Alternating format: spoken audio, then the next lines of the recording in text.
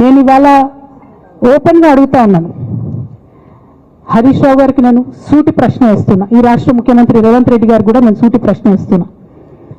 నా మీద కుట్రలు ఎప్పటి నుండి ప్రారంభమైనాయి?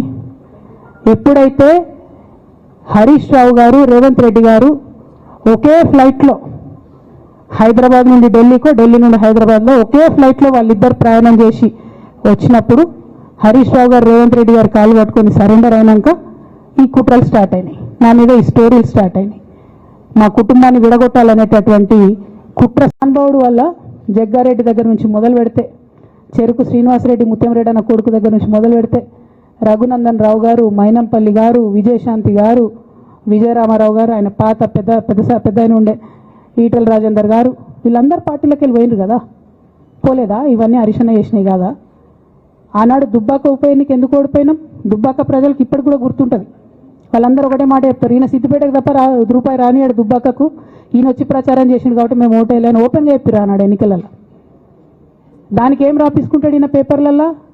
ఒంటరి పోరాటం చేసి ఓడిన హరీష్ రావు.